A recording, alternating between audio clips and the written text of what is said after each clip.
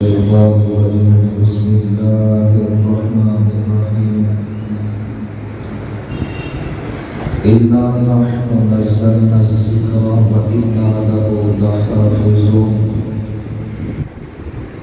صدق الله العظيم مبارک بات کا مستحق ہیں وہ بچے جنہوں نے قرآن مجید کو اس انداز سے اپنے سینے میں محفوظ کیا جیسے صحابہ نے حضور سے لے کر سینے میں محفوظ کیا۔ سبحان اللہ۔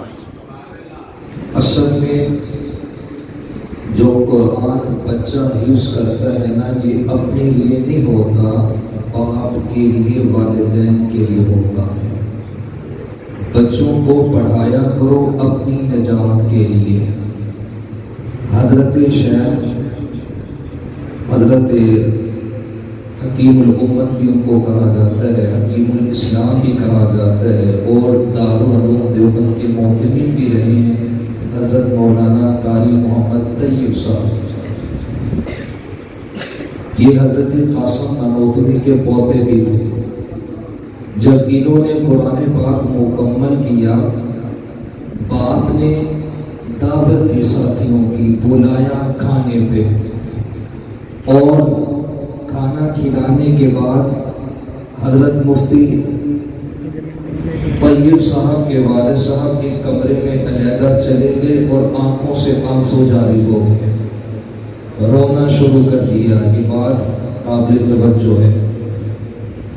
حضرت شیخ فرماتے ہیں کہ میں اس وقت چھوٹا تھا، میں گیا تنہائی میں، دیکھا ابا رو رہے ہیں۔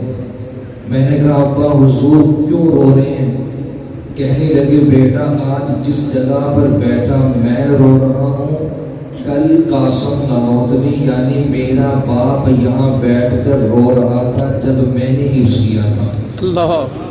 کہتے مجھے حیرانی ہوئی، ابا حضور بات کیا ہے؟ کہا کہ بیٹا میں نے قرآن پاک تجھے جو حفظ کروایا ہے یہ تیرے لیے نہیں، یہ میں نے اپنے لیے کروایا ہے۔ یہی جملے میرے باپ نے مجھ سے کہے تھے کہ میں نے بیٹا قرآن پاک تجھے تیرے لیے نہیں، اپنے لیے نجات کے ذریعے کے لیے، قبر میں سامان راحت کے لیے تجھے حفظ کروایا ہے۔ تو بات عرض کر رہا تھا کہ جن والدین نے بچوں پہ محنت کی، جن اساتذہ نے بچوں پہ محنت کی، اور معاونین کے تعاون سے جس کا اس ادارے میں جتنا حصہ یہ بلب پر پڑا ہو، پنکھے میں پڑا ہو، موٹر کے بجلی کے بل میں جتنا حصہ گیا ہو، خدا کی قسم ہے آپ دیکھ کر بھول جائیں گے، قبر میں چلے جائیں گے۔ ہو سکتا ہے آپ کی اولاد آپ کو پڑھنے کے بعد، قبر میں جانے کے بعد ان کو پڑھنا بھی نصیب نہ ہو، لیکن یہ بات مسجد میں کھڑے ہو کر مصلی پہ میں عرض کروں گا، آپ کا اس ادارے میں ایک پیسہ بھی لگا ہوا انشاءاللہ یہ بچہ جس نے قرآن کی تلاوت کی ہے، جس نے جس انداز سے بھی اس پہ حصہ ڈالا ہوگا، وہ قبر میں چلا گیا ہوگا۔ اللہ اس بچے کے پڑھنے کی برکت اس قبر والے کی رحمت اور اس کی قبر پر رحمت کا نزول ضرور کرے گا۔ یہ ہمارا عقیدہ ہے۔ اللہ اکبر۔ عنوانات اس قرآن پر بہت سارے ہیں۔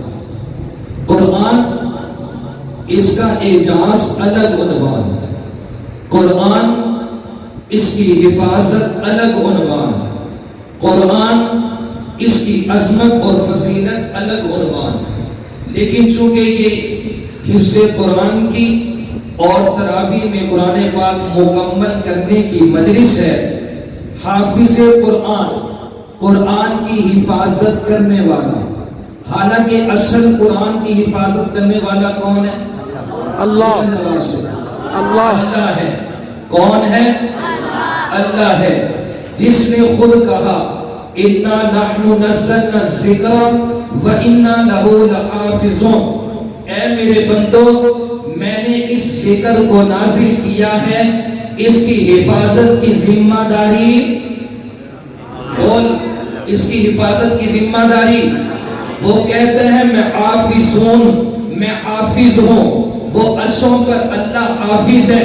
یا اللہ کس انداز سے اللہ فرماتا ہے میں رب کون کہہ کر آسمان کو بنا سکتا ہوں, میں رب کون کہہ کر زمین کو بچھا سکتا ہوں, میں رب کون کہہ کر اگر دریاؤں کو بہا سکتا تھا, اگر میں رب کون کہہ کر اس زمین میں پہاڑ کھڑے کر سکتا تھا, اگر میں رب لفظ کن سے شجر حجر پتھر سب بنا سکتا تھا, اگر میں رب لفظ کن سے آسمان پر ستارے بچھا سکتا تھا, اگر میں رب لفظ کن سے آسمان کی زینت شمس و قمر بنا سکتا تھا, اگر میں رب عرش مولا کو لفظ کن سے بنا سکتا تھا, اگر میں رب لفظ کن سے اپنی کرسی کو بنا سکتا تھا, میں لفظ کن سے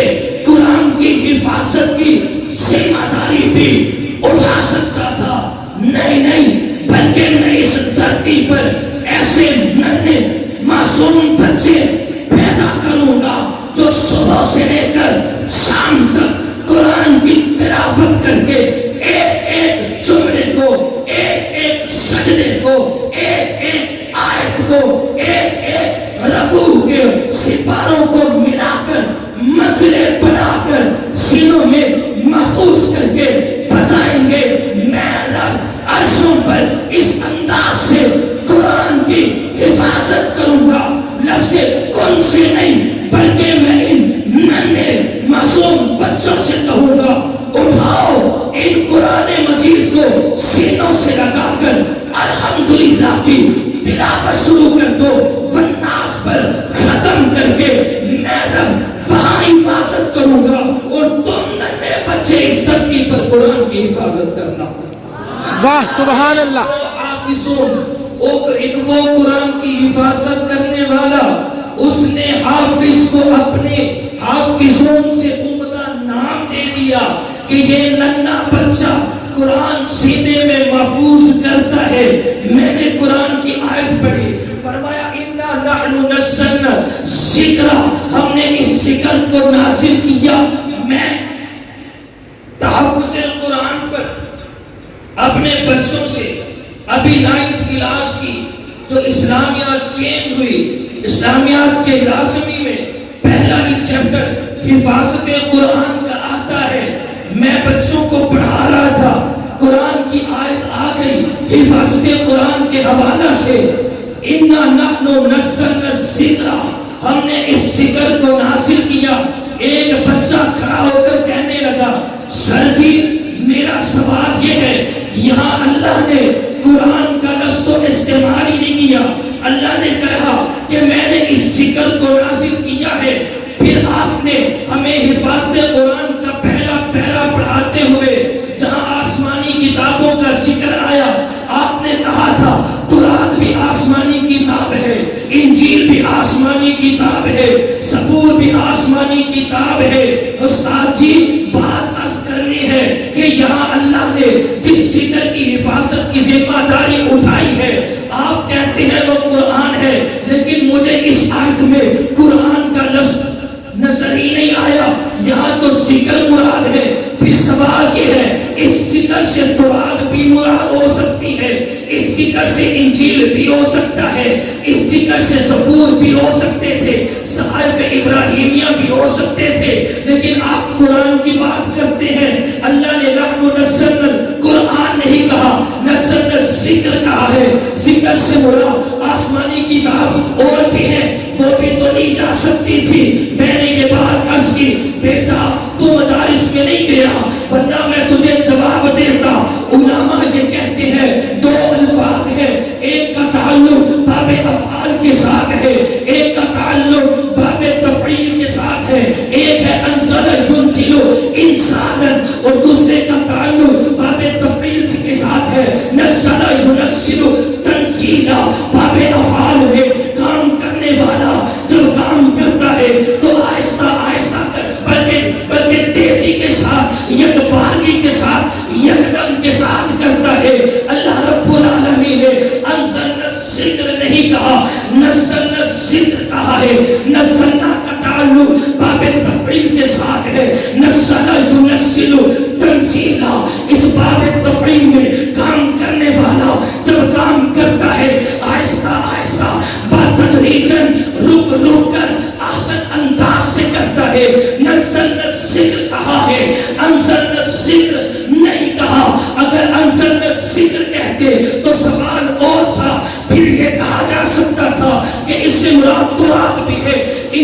بھی ہے, زبور بھی ہے, لیکن نہیں نزلنا کہا ہے. نزلنا کا تعلق باب تفعیل کے ساتھ ہے, تو ترجمہ یوں لیا جائے گا نزلنا ذکر کا. اس نزلنا ذکر سے مراد قرآن ہے. یہ وہ ذکر ہے جو اللہ نے آہستہ آہستہ نازل کیا ہے, بتدریجاً نازل کیا ہے. کیونکہ عقیدہ ہے, بچہ جانتا ہے, یہود بھی جانتا ہے, نصارا بھی جانتا ہے, ساری دنیا کے کافر بھی جانتے ہیں. تورات یکبارگی سے نازل ہوئی ہے, انجیل یکبارگی سے نازل ہوئی ہے, زبور یکبارگی کے ساتھ نازل ہوئی ہے. جب یہ یکبارگی سے نازل ہوئی ہے تو ذکر سے مراد یہ کتابیں نہیں ہوگی, بلکہ کتاب وہ ہوگی جو آہستہ آہستہ نازل ہوئی ہے. تو نزلنا ذکر سے مراد وہ کتاب ہے جو آہستہ نازل ہوئی ہے. نزلنا ذکر سے مراد وہ کتاب ہے جو 23 سالہ عرصے میں کبھی اماں عائشہ کے بستر پہ نازل ہوئی, کبھی غار ہیرا پہ نازل ہوئی, کبھی بدر میں ہوئی, کبھی عہد میں ہوئی, کبھی خندق میں ہوئی, کبھی خیبر میں ہوئی, کبھی حضرت عائشہ کے بستر پہ ہوئی, کبھی حجر کے, کبھی شجر کے. کہاں جہاں غار سور ہو, ہجرت کی رات میں نبی جہاں بھی گئے 23 سالہ دور نبوت میں یہ کتاب نازل ہوئی ہے. تو میرا عقیدہ یہ ہے کہ ذکر سے مراد قرآن ہے. ہاں قرآن ہے, یہ وہ قرآن ہے جس کی حفاظت کی ذمہ داری اللہ نے خود لی ہے. ہر دور میں, آخری واقعہ عرض کرنے لگا ہوں, ہر دور میں قرآن کو ختم کرنے والے آئے, قرآن کو مٹایا گیا, زیادتیاں کی گئیں, نہ وہ قرآن کو مٹا سکے, نہ مدارس کو, نہ مساجد کو, نہ قرآن والوں کے سینوں سے قرآن نکال سکے. واقعہ عرض کر کے اجازت چاہوں گا. مامون و رشید کا دور ہے. لوگوں نے کہا, اس وقت کے بادشاہ نے کہا قرآن مجید اللہ کی کلام نہیں, اللہ کی مخلوق ہے. قرآن مجید اللہ کی مخلوق ہے, تخلیق ہے. یہ قرآن اللہ کا کلام نہیں. قرآن مجید میں آج بھی تعریف کرنے کی کوششیں کی جاتی ہے. ہندوستان میں ایک طبقے نے یہ احتجاج کیا کہ قرآن مجید کے 40 سپارے تھے, 10 اڑا دیے گئے, اور باقاعدہ صحابہ کا نام لے کر کہا گیا کہ غائب کر دیے گئے. میرا سوال یہ ہے, تراویح کے اندر اگر ایک بچہ کھڑا سامنے بن کر قاری عمر شاہد کا, قاری حماد کا قرآن سنتا ہو, قاری حماد آپ استاد ضرور ہے, قاری عمر آپ استاد ضرور ہے, لیکن قرآن پڑھتے ہوئے اگر آپ غلطی کریں گے, آپ کا بچہ کھڑا ہو کر کہے گا استاد جی آپ استاد ہوں گے اپنی جگہ, مگر قرآن میں غلطی کرنے نہیں دوں گا. قرآن میں غلطی کرنے نہیں دوں گا. اگر قرآن مجید میں 10 سپارے غائب کر دیے گئے, تو ابو بکر کا ہو, تو عمر فاروق کا ہو, میں کہتا ہوں آج کا بچہ اپنے استاد کو غلطی نہیں کرنے دیتا. ابو بکر کے دور میں صحابہ کیسے خاموش رہے ہوں گے. بات عرض کر رہا تھا, آج بھی قرآن مجید میں گڑبڑ پہلے بھی ہوتی رہی. توجہ رہے, کہنے لگے قرآن مجید اللہ کی کیا ہے, مخلوق ہے, کلام نہیں. عرب کے اندر مکہ میں ایک شخص شیخ عبدالعزیز مکی اس وقت تذکیہ کرتے تھے. حضور کو معلوم پڑا, آپ آگے, کہا میری ملاقات کروائی جائے. مامون رشید نے بلایا, دربار میں آئے, سرکاری ملا سارے جمع ہیں, قرآن مجید رب کی مخلوق ہے, دلائل دینا شروع کر دیے. حضرت ان کے کے جواب دیتے گئے. اب توجہ, آخر میں ملا کہنے لگے شیخ ہم ایک سوال آپ سے کریں گے, آپ لاجواب ہو جائیں گے. اگر آپ نے اس کا جواب دے دیا ہمارا موقف غلط ہے. شیخ فرمانے لگے کیا سوال ہے؟ ملا کہنے لگے سوال یہ ہے کہ قرآن مجید کوئی شے ہے؟ قرآن مجید کوئی تو شے ہے نا؟ انہیں نے کہا جی ہاں بالکل ہے. فرمایا جب قرآن مجید کوئی شے ہے, ہر شے کو پیدا کرنے والا کون؟ اللہ. تو فرمایا پھر اس حساب سے قرآن رب کی مخلوق بھی پیدا کرنے والا اللہ. حضرت شیخ فرمانے لگے مجھے ہنسی بھی آئی, یہ کیسے ملا ہے مجھ پر بحث کرتے ہیں میرے ساتھ قرآن مجید پر, اور میں ان کو قرآن پڑھ کر نہ سناؤں. فرمایا اچھا میرا آپ سے سوال یہ ہے کہ اللہ کا قرآن کہتا ہے وَيُعَزِّرُكُمُ اللَّهُ نَفْسًا, اللہ لوگوں کو اپنے نفس سے ڈراتا ہے. کہا جی ہاں ہے. ترجمہ بھی پڑھ لیا. کہنے لگے اچھا اس آیت میں اللہ کا نفس ثابت ہو گیا؟ ملا کہنے لگے حضور ہو گیا. وَيُعَزِّرُكُمُ اللَّهُ نَفْسًا, اللہ کا نفس ثابت ہو گیا. کہا جب اللہ کا نفس قرآن سے ثابت ہو گیا, دوسری آیت کہتی ہے کُلُّ نَفْسٍ ذَائِقَةُ الْمَوْتِ, پھر اس کا مطلب ہے رب کو بھی موت آئے گی, پھر رب کو بھی موت آئے گی.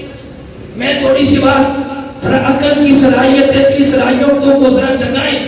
فرمایا کہ اللہ کا نفس اگر قرآن سے ثابت ہے تو پھر ہر نفس کو موت آنی ہے, اس کا مطلب رب کو بھی موت آئے گی. نہ ایسے تو نہیں ہو سکتا, رب کو الگ